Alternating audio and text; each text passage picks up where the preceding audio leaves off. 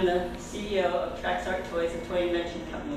And I'm here to tell you the story of Kinaizum, a construction set that we developed for playing with robotic toys.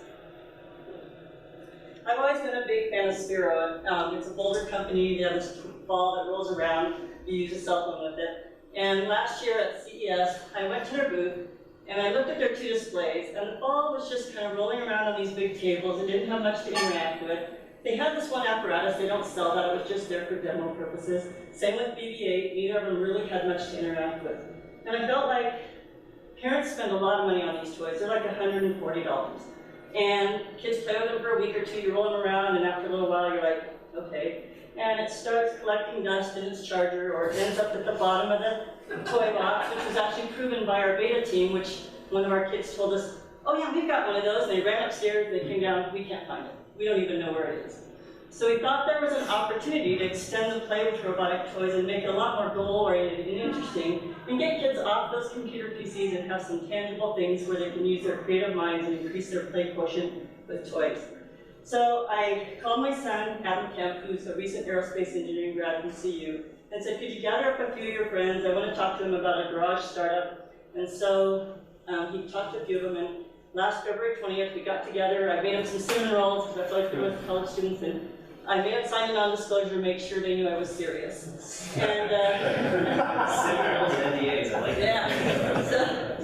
So this is the team. I told them the story. I told them my idea of what I thought, what I was visualizing. You know, I wanted this to be able to make mazes, or skee-ball, or croquet, or soccer, whatever. And it wants to work with any robotic toy, not just Spiro. And so they all said yes, to my delight.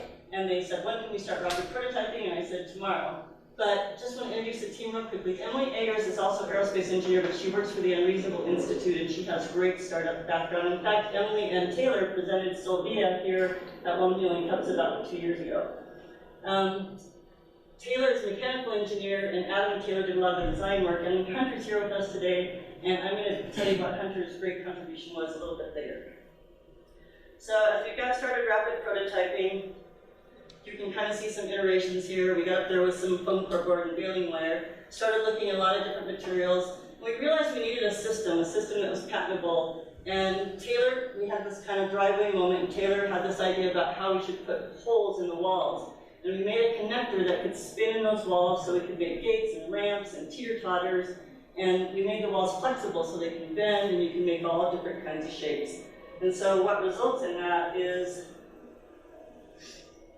a whole bunch of different walls. Here's a gate that the toy could go under. Here's a teeter-totter that you can go up and go down. You can have entryways, barriers, etc. for the toy. And with that, we ended up with Kinaizum. And it's really simple, which is great. I mean, it's made of those puzzle mat floors, which we modified and drilled holes into the fake holes, which makes it infinitely expandable. And our beta team was like, that's great, I could run this all the way down my hallway, and I can just keep snapping these together. And we have lots of ideas for other add-on kits as we go forward. So you can think of this kind of like Legos plus a robotic toy. So we got lucky, and we got to the Steam Fest really late at the very last minute last year, and that's the kids like science, technology, engineering, now they've added arts and math. And we put our toy in a booth behind this curtain, and we had kids come 4 at a time in and testing the toy. And this is after beta family testing as well. And the great thing is, like, the kids actually crawl right on the mat. They showed us how to do stuff with the toy that we didn't expect at all. And we interviewed them as they came out, and their parents were in there too. And the parents said they would spend $75 to $100 on this toy, which was way above what we expect the retail price to be. And we asked each family if they wanted to buy the toy if we built it, would they be willing to give us their email address, and every family gave us their email address, so we felt like we were on a good track, that we had a good thing going. So I got really lucky. I ran into Brad Barenthal at a Silicon Flatirons event and said, hey, do you guys have room on your CU lock? And he said, actually, we have a little space right now, and we got lucky, and they wrote our provisional patent for us last fall. So I thought, hey, we're ready, let's go talk to a toy company. Now, we were warned by our advisors. Some of our inventors said, oh, it's really hard to get a meeting. Often you need a broker, and they're going to take 50% of your licensing fee. And I'm like, ugh, this does not sound good. Toys are tough. But we were targeting robotic toy companies, and we knew who we wanted to get a relationship with. So I went back to CES, I walked into the booth, and I ran into Jim Booth, who I actually had applied for a job at CES, so it was good I had this connection. And I said, hey, remember I told you I was going to do something with Spiro? Well, I've invented this toy with my team. Would you guys give us a meeting? And he said, sure, we'll give you a meeting. And then I walked to the other end of CES to another toy company who was our #2 target, and the CTO happened to be standing in the booth all alone, and I told him what we were up to, and he told me how they license and what their fees, what we might expect, and it was very aligned with what we heard. And I said, well, will you give us a meeting? He said, yeah, sure, we'll give you a meeting. I went, whoa. So I went to CES thinking, will we get these meetings? And within 2 weeks, both meetings were booked. We went to Spiro here in Boulder. We brought the toy with about 4 people, showed them the toy, and they went away and noodled on it. And they came back and said, we really like your toy, but our plate is really full, so we want you to build the toy yourself, and we'll help you any way along the way if you need help. Then we had our second meeting with the other company, who I haven't mentioned because that's confidential still. And we showed the video we did over the phone, and they really liked the toy. And the guy said, well, I really like this, I want you to come to Toy Fair. So that was within just a couple more weeks. So I went to Toy Fair in February and showed it to a few companies actually, but then I went into the back room at this toy company. They put product through, sales, marketing, and the last person that came in was the CEO. And he looked at it and goes, no brainer, what are the next steps? And he walked out and went, oh, I got a handshake agreement here on licensing this toy. This is amazing.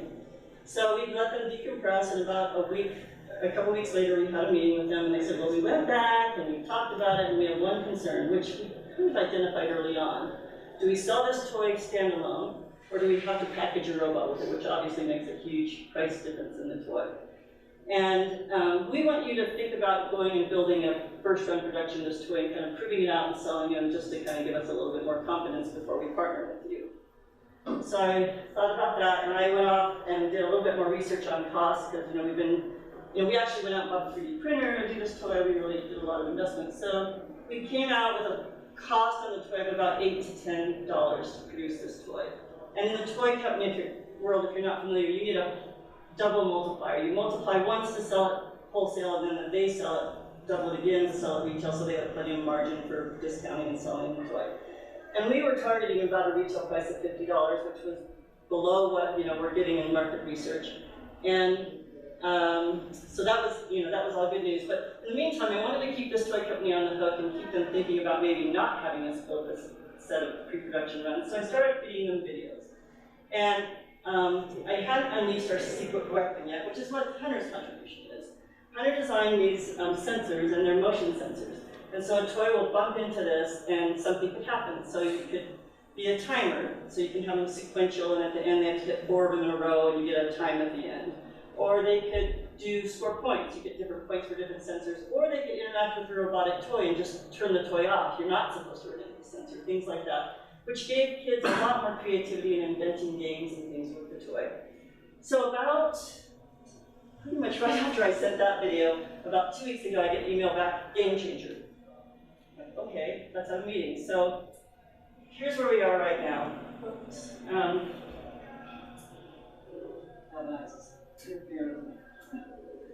We have 3 possible next steps. One is, they're going to come back to us and say, we're ready to license, we aren't going to make you build a prototype. And so my question is, if you have any experience in the toy industry and licensing deals, I'd love to hear your input on a license, negotiating that licensing deal.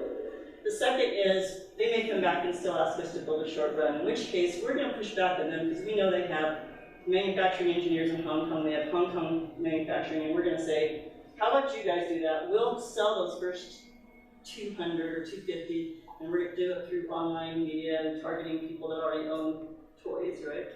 And my question there is, if we had to raise some money to do that first run, which we think would be about break even after tooling, and there's a number of costs, what would be the best method to go forward to do that short run support financially?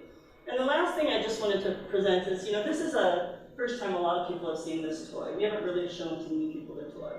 And in my heart a little bit, I'm like, this toy could be like Legos. It could go on kind of infinitum. The robotics toy industry is projected to be about $2 billion in the next 6 years. A lot of that's drones, of course, so they wouldn't apply to this.